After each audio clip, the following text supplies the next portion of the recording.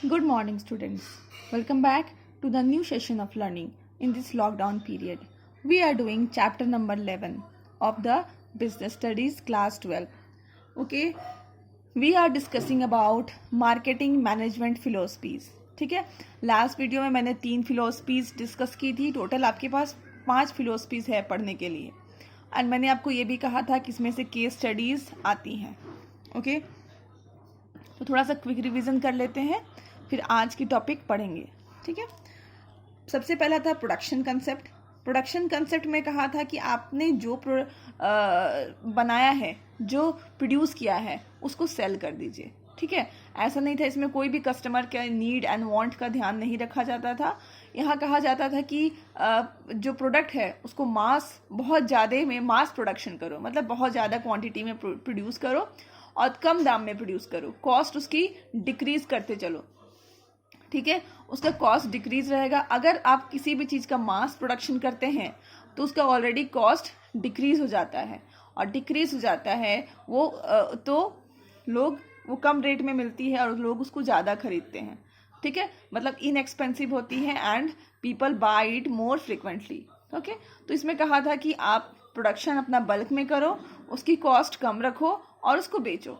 Okay, second is product concept, production of high quality. इसमें कहा था कि आप हाई क्वालिटी की चीज़ें प्रोड्यूस करो. ओके, हाई क्वालिटी की चीज़ें प्रोड्यूस करो, क्योंकि लोग हाई क्वालिटी, हमेशा लोग इंफीरियर क्वालिटी के गुड्स नहीं खरीदते हैं, हाई क्वालिटी की गुड्स खरीदते हैं. बट इसमें एक बात कही गई थी कि हाई क्वालिटी की गुड्स लोग तभी खरीदेंगे जब उसकी ज़रूरत होगी. एग्जाम्पल कहा था, अगर आप हेयर डाई बना रहे हैं अच्छी क्वालिटी की, तो लोग तभी खरीदेंगे जब उनके बाल सफ़ेद हो जाएंगे. ऐसा नहीं है कि आप अच्छी क्वालिटी की बना रहे हैं तो लोग है ना, अगर उनके बाल सफ़ेद नहीं है तो भी वो खरीदेंगे. Okay, then selling concept, to sell whatever is produced. ठीक है, इनका कहना था कि हम जो भी प्रोड्यूस करते हैं हम उनको सेल करते हैं. ठीक है, उनको हम सेल करते हैं, और जो मतलब सेल करने के लिए बहुत सारे प्रमोशनल टेक्निक्स को यूज़ करके आप जो भी प्रोड्यूस करते हैं उसको आप सेल कर देते हैं. ओके, और इसमें और एक बहुत अच्छी बात कही गई थी कि अगर बायर जो है वो चाहता है, वो खरीदने नहीं भी आया हो मार्केट में, बट आपके पास अच्छा प्रमोशनल टेक्निक्स हैं. ठीक है, आप like buy 1 get 1, 50% discount, buy 2 70% discount, all these things are called promotional techniques. अगर आपके पास अच्छा प्रमोशनल टेक्निक्स है तो आप क्या कर सकते हो, कोई भी चीज़ को बेच सकते हो. ऑलराइट, तो आप किसी भी चीज़ को आराम से प्रमोशनल टेक्निक्स लगा करके बेच सकते हो. ठीक है, अब नेक्स्ट है हमारा मार्केटिंग कंसेप्ट. ठीक है, मार्केटिंग कंसेप्ट ये बहुत ही मॉडर्न कंसेप्ट है, और इसमें कहा गया है कि हम लोग जो अपना प्रोडक्शन करते हैं वो कस्टमर की नीड को ध्यान में रख के करते हैं. ठीक है, एक जो प्रोड्यूसर है उसको जो अपना प्रोडक्शन करना चाहिए उसको कस्टमर की नीड को ध्यान में रख करके करना चाहिए. ठीक है, उनको डिज़ाइन, यहाँ तक कि उनको जो अपना प्रोडक्ट डिज़ाइन करना चाहिए, ठीक है, या प्रोड्यूस करना चाहिए, तो भी वो कस्टमर के नीड को ध्यान में रख करके करना चाहिए, ताकि यहाँ पे सबसे बड़ी फोकस दी गई है कस्टमर सेटिस्फैक्शन को, ताकि कस्टमर को मैक्सिमम सेटिस्फैक्शन मिल पाए. ओके, सो सबसे पहले यहाँ पे है कि कस्टमर के नीड को ध्यान में रखना चाहिए. Product should be designed and produce keeping in mind the need of the customer. यहाँ तक कि आप प्रोडक्ट को डिज़ाइन कर रहे हैं और उसको प्रोड्यूस कर रहे हैं तो भी आप कस्टमर की नीड को ध्यान में रख करके कर रहे हैं. तो यहाँ पे मेन फोकस दी जाती है कस्टमर सेटिस्फैक्शन की. ठीक है, और यहाँ पे सबसे पहले तो यहाँ पे है मार्केटिंग कंसेप्ट में आपको आइडेंटिफाई करना है, आइडेंटिफिकेशन ऑफ मार्केट और customer who are chosen as the target market. मतलब आप किसके लिए बना रहे हो. सबसे पहले ये यहाँ पे जो मार्केटिंग कंसेप्ट में जो लोग प्रोड्यूस कर रहे हैं वो सोचते हैं कि हम किसके लिए प्रोड्यूस कर रहे हैं. Like if they are producing for baby, लोग स्मॉल किड्स या फिर बच्चे के लिए प्रोड्यूस कर रहे हैं, तो वो लोग उसी तरह से प्रोड्यूस करेंगे. तो वो लोग सबसे पहले आइडेंटिफाई करते हैं कि आप मार्केट में कौन से कस्टमर ग्रुप को टारगेट बना रहे हो.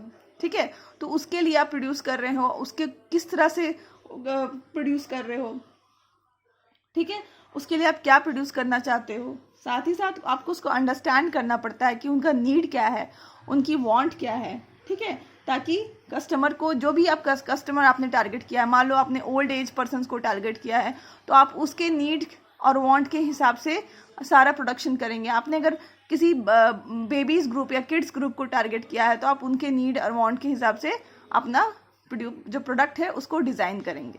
ओके, तो सबसे पहला होता है यहाँ पे आइडेंटिफाई करना कि आप कौन से ग्रुप ऑफ कस्टमर के लिए प्रोडक्शन का स्टार्ट करना चाहते हैं, फिर उसको अंडरस्टैंड करना कि उनका नीड एंड वांट क्या है, फिर उस तरह का प्रोडक्ट डेवलप करना उनके लिए ताकि उनका नीड एंड वांट सेटिस्फाई हो सके, ठीक है।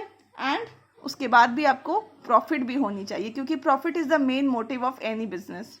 ओके, तो दीज ऑल आर, इसमें दो चीज़ों में फोकस होती हैं, पहला तो कस्टमर सेटिस्फैक्शन एंड दूसरा अपने कॉम्पिटिटर में, ठीक है, जो कॉम्पिटिटर हैं वो क्या एक्शंस लेने वाले हैं, ठीक है, उनके एक्शंस लेने से पहले आप क्या एक्शंस लेने वाले हो, all this things. Okay, then comes societal concept. Societal concept में क्या कहा जाता है, ये और भी ब्रॉड कंसेप्ट है than marketing concept. Marketing concept से भी ज़्यादा ब्रॉड है सोसाइटल कंसेप्ट, ठीक है। इसमें कहा जाता है कि जो कस्टमर सेटिस्फैक्शन, ठीक है, ज़रूरी है कस्टमर सेटिस्फैक्शन, बट अब कस्टमर सेटिस्फैक्शन के लिए आप उसके जो सोशल इन्वायरमेंट होता है या फिर इकोनॉमिक इन्वायरमेंट होता है उसको भी ध्यान में रखना चाहिए। ऐसा नहीं है कि जैसे फॉर एग्जांपल यहाँ पे कहा गया है, मान लो किसी कस्टमर को ड्रग्स चाहिए अपना नीड एंड वांट सेटिस्फाई करने के लिए, ठीक है, किसी कस्टमर को ड्रग्स की ज़रूरत है अपने नीड एंड वांट्स को सेटिस्फाई करने के लिए, तो ऐसा नहीं है कि उसको सेटिस्फाई करने के लिए हम ड्रग्स प्रोवाइड करा दें।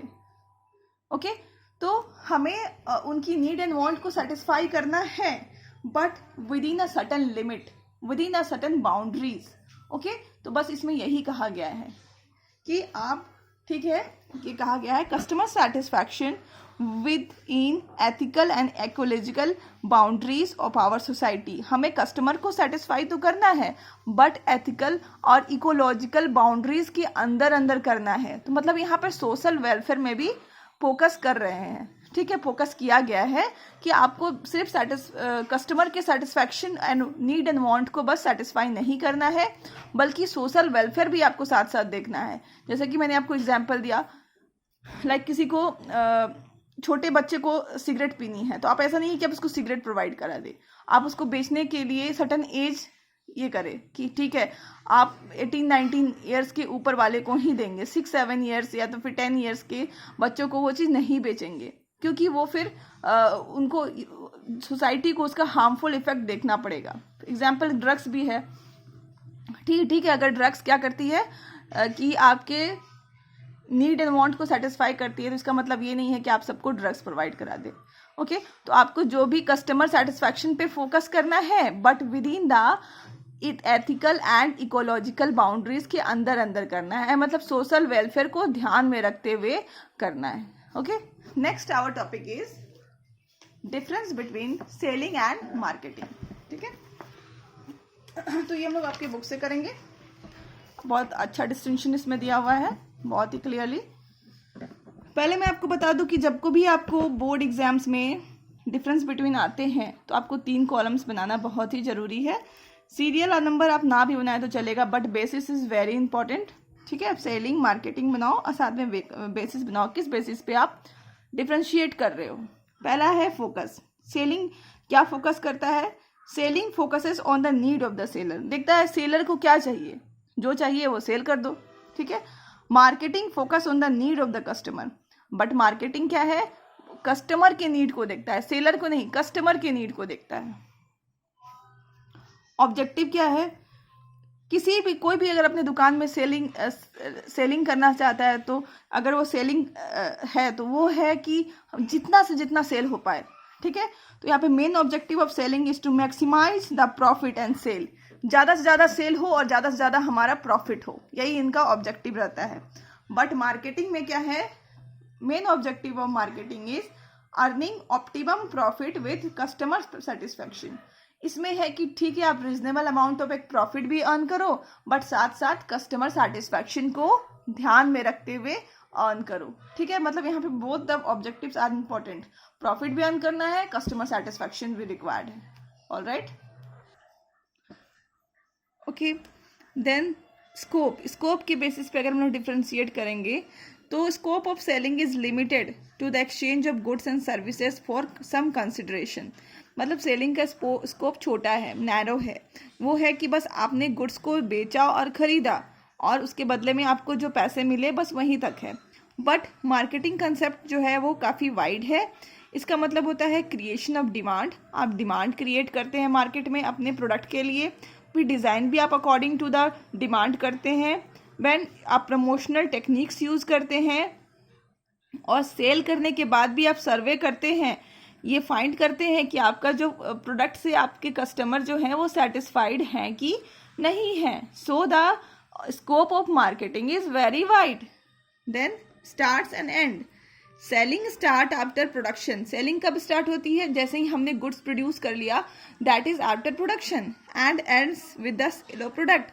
और ख़त्म कब हो जाती है? जैसे हमने किसी भी प्रोडक्ट को सेल कर दिया, बस वहाँ पे हमारा काम ख़त्म। But marketing start much before production. But marketing जो है वो प्रोडक्शन के भी पहले शुरू होती है, क्योंकि आप जो है वो गुड्स पहले डिज़ाइन करते हैं अकॉर्डिंग टू द कस्टमर, ठीक है। तो पहले आप डिज़ाइन कर रहे हैं, तो that is starting before production and continuous even after sale. और सेल करने के बाद देखो यहाँ पे कहा गया है आफ्टर सेल सर्विसेज सर्वे, ओके। आफ्टर सेल भी आप सर्वे कर रहे हैं कि मेरे कस्टमर मेरे से सेटिस्फाइड हैं या नहीं हैं, okay. Efforts. Seller uses promotional techniques and some manipulative tactics also to increase the sale. Seller जो है कुछ प्रमोशनल टेक्निक्स यूज़ करती हैं और मैनिपुलेटिव टैक्टिक्स यूज़ करती हैं अपने सेल को बढ़ावा देने के लिए। मैनिपुलेट करती हैं एडवर्टाइजमेंट के थ्रू, और भी बहुत सारे ऑफर्स हैं उसके थ्रू, और सेल को इंक्रीज करती हैं। Marketer uses integrated market strategies to capture big share in the market. But marketer क्या करती है? पूरा का पूरा एक मार्केट कैप्चर करना चाहती है अपने स्ट्रैटेजीज के through. Supremacy. Producer is the considered king pin of the market. यहाँ पे प्रोड्यूसर को किंग ऑफ द मार्केट माना गया है। यहाँ पे कस्टमर को हम लोग किंग ऑफ द मार्केट मानते हैं, क्योंकि हम लोग मानते हैं हम लोग कस्टमर के नीड एंड वांट को ध्यान में रखते हुए सारा प्रोडक्ट डिज़ाइन कर रहे हैं। Approach. It involves fragmented approach to sell all that is produce by hook or by crook. यहाँ पे लोग मानते हैं कि हमने जो भी प्रोड्यूस किया है हम उसको सेल करेंगे, whether by hook or by crook, okay. तो यहाँ पे ये फ्रैगमेंटेड अप्रोच कहलाता है, okay. It involves integrated approach to identify and satisfy customer approach. यहाँ पे इंटीग्रेटेड अप्रोच है। यहाँ पे सबसे पहले हम लोग आइडेंटिफाई करते हैं उनका नीड क्या है, वांट क्या है, और उनको फिर सेटिस्फाई करते हैं, ठीक है। Demand. It assumes demand for the product, ठीक है। यहाँ पे प्रोडक्ट के लिए डिमांड को हम लोग ढूंढते हैं कि कौन से प्रोडक्ट के लिए हमें क्या डिमांड है। Demand is created by producing product according to the need of the customer. यहाँ पे डिमांड क्या है? कस्टमर के नीड के हिसाब से हम लोग डिमांड क्रिएट करते हैं एंड वैसे ही प्रोड्यूस करते हैं। So that's all for today. Hope you understood today's video, and in the next video I will come with few more topics. Till then, thank you and keep learning.